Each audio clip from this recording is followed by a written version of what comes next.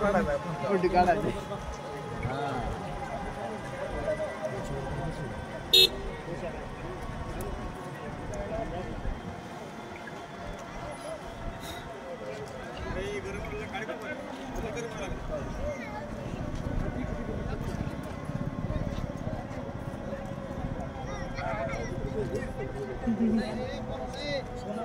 रेषेच्या आत येऊ नका पोरांनो.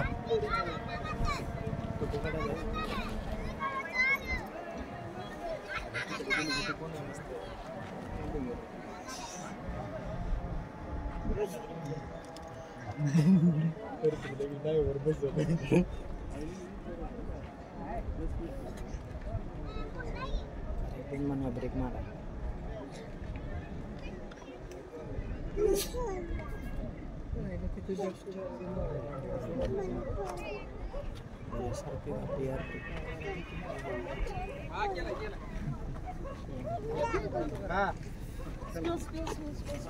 जावा जावा जावा.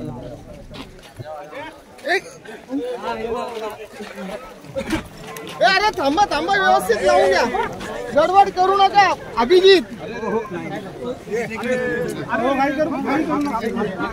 अरे माईक ऑन नाही झालाय.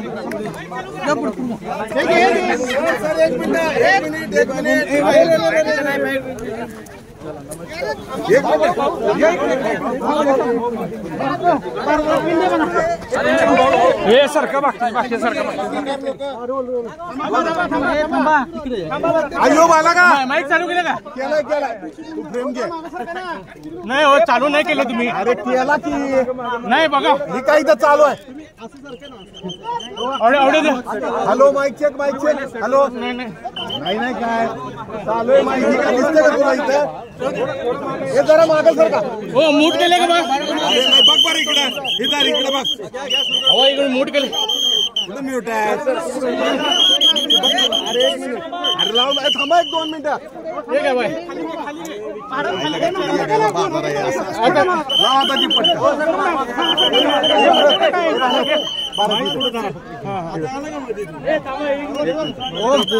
फ्रेम धरतो आधी पटकन.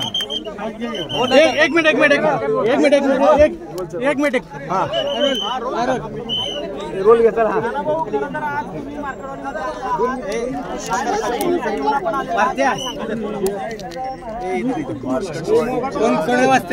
भूमिका विधानसभेच्या निवडणुकीच्या नंतर जी घेतलेली आहे,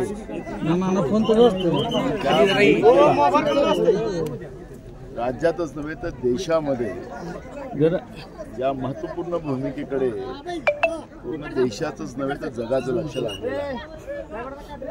श्रीलंका असेल, अनेक देश असतील, इव्हन पाकिस्तान असेल, अशा देशाची लोकशाही लुप्त पाहायला लागलेली आहे. आपण पाहिलं की पाकिस्तानच्याही निवडणूक आयोगाने त्यांचे स्टेटमेंट देणं सुरू केलेलं आहे आणि त्या लोकशाहीचा जो वाद झालेला आहे. चालू केलं नाही का तू? चालू केलं की? हॅलो चालू केलेलं आहे. भारतामध्ये सुद्धा या ईव्हीएम मशीनच्या मुळे जनतेचे मत, जो मताचा अधिकार प्रत्येकाला जो दिलेला आहे संविधानाप्रमाणे, त्या मताचाच अधिकार आता संपुष्टात आणण्याचं काम सुरू झालेलं आहे. आणि जो मार्तनवाडीच्या जनतेने जो उठाव केलेला आहे, तो खऱ्या अर्थाने लोकशाही वाचवण्याचा त्यांनी उठाव केलेला आहे.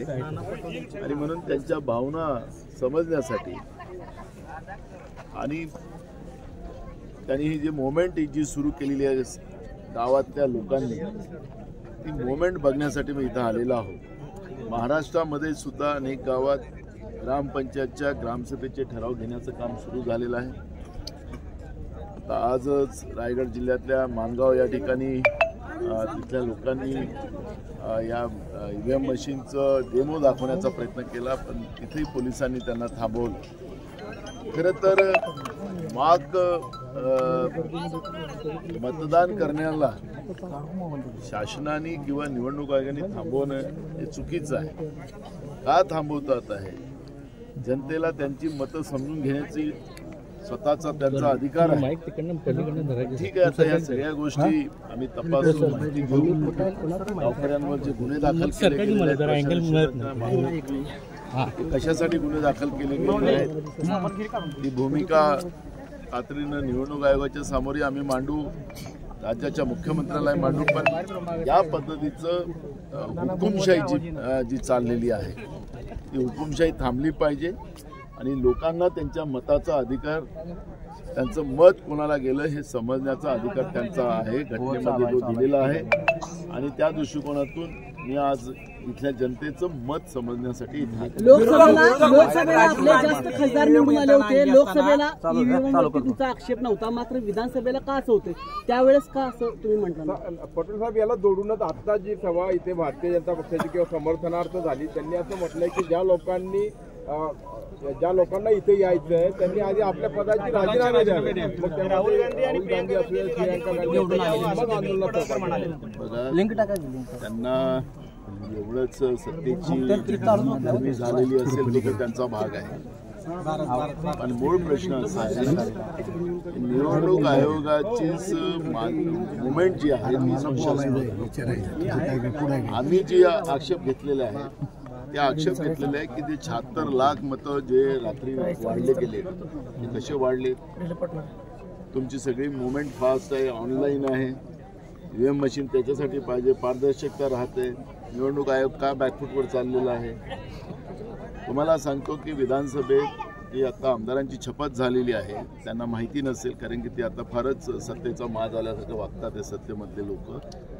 एका आमदारांनी शपथ घेत असताना सांगितलं की मी निवडून आलेलो नाही तरी शपथ घेतोय असं त्यांनी शपथेत बोललेलं. त्याच्यामुळे मी आता त्याच्यावर जात नाही, हा विषय इथला नाही. आम्ही तो विधानसभेत आता दिल्लीमध्ये ऐका ना, मी ते विधानसभेतच आम्ही तो याचा उल्लेख करू. पण लोकांना त्यांची मतं समजून घेण्याचा अधिकार आहे. काठावाडीच्या जनतेने जी काही भूमिका घेतलेली आहे ती लोकशाही वाचवण्यासाठी घेतलेली आहे. त्या निवडणुका झालेल्या आहेत, ते आता निवडणुका पुन्हा वापस होतील किंवा माननीय सुप्रीम कोर्ट याच्यामध्ये जेव्हा हस्तक्षेप करेल तर होऊ शकते. पण आमचं मत जे आहे तो मताचा अधिकार आहे. तुम्हाला लक्षात असेल की उत्तर प्रदेशमध्ये लोकांच्या हक्काची लढाई लढायचं असेल आणि मोर्चा काढायचा असेल तर तो सुद्धा आता उत्तर प्रदेशच्या भाजपच्या सरकारने त्याला मोर्चाचे अधिकार सुद्धा जनतेचे काढले. आपल्याला माहिती असेल, फक्त लोकांनी मत मारायचं, मत मारल्याने मशीनमध्ये त्यांना काय करायचं ते करायचं आणि मग लोकांनी लाठीचार्ज करायचा. दिल्लीच्या सीमेवर काय चाललेलं आहे? शेतकऱ्यांच्यावर अंगावर लाठीचार्ज चालू आहे, औषधवाच्या कांड्या टाकण्याचं काम चालू आहे. शेतकरी बेहोश होतात आहेत. तरुण आपल्या देशातला आपला हक्क मागण्यासाठी संसदेवर आपल्या मागण्या घेऊन जातात आहेत, त्यांच्यावर लाठीचार्ज केला जातोय. पक्का देशामध्ये हिटलरशाही सुरू झाली, हुकुमशाही झाली. आणि राहिलं ते जे इथं म्हणतात राजीनामे द्यायला, उत्तमराव जानकरांनी सांगितलं, मी पण सांगितलं, निवडणूक आयोगाने सांगावं की आम्ही निवडणुका बॅलेट याच्यावर घेणार नाही, ईव्हीएम मशीनवर, बॅलेटवर घ्याव्या. आम्ही तयार आहोत. त्यांना सांगा ते लिहून आणून द्या, निवडणूक आयोगाचा आदेश काढून द्या, बॅलेटवर निवडणूक. सर्वोच्च न्यायालयाने जर ही फेटाळलेलं आहे तर परत त्याचं शांतता नाही का? ते जे इकडे येऊन बोलतात ना, म्हणून त्यांना आमचा चॅलेंज आहे. आणि निवडणूक आयोग कोणाची कठपुतली झालेली हे सगळ्यांनाच माहिती आहे, हे सगळ्यांनाच माहिती आहे. आणि रात्रीचे 76 लाख मतं जे वाढली त्याचा हिशोब का देत नाही? आखरी निवडणूक आयोग मतदान घेतात ना, मग रात्रीच्या अंधारात 76 लाख मतं झाली. अरे आखरी एक गोष्ट लक्षात ठेवली पाहिजे, हे सत्ता येईल जाईल पण लोकशाही टिकली तर सगळं काही राहील. आणि लोकशाही संपुष्टात आली, तुमच्या चौथा स्तंभाचा तरी त्यांनी हालत काय करून ठेवलेली आहे नरेंद्र मोदीचं सरकार आल्यानंतर. ह्या सगळ्या गोष्टीची जाणीव आपण सगळ्यांनी ठेवली पाहिजे. हा काही आरोप प्रत्यारोपाचा वेळ नाही आहे. जे काही मार्तवाडीच्या लोकांनी जी काही भूमिका घेतलेली आहे ती खऱ्या अर्थानं देशाच्या प्रत्येक मतदात्याचा जो अधिकार आहे त्याच्याबद्दलचा आवाज त्यांनी उचललेला आहे, त्याचं समर्थन करण्याची गरज आहे. पण याच्यामध्ये आरोप आणि प्रत्यारोप इथं काही भाजप काँग्रेसची लढाई नाही आहे, ही लोकशाहीला वाचवण्याची ही लढाई आहे. आणि या लढाईमध्ये सगळ्यांनी सामील झालं पाहिजे, ही भूमिका आमची आहे. सर, आता एका बाजूला आपण असं म्हणतोय दिल्लीमध्ये आज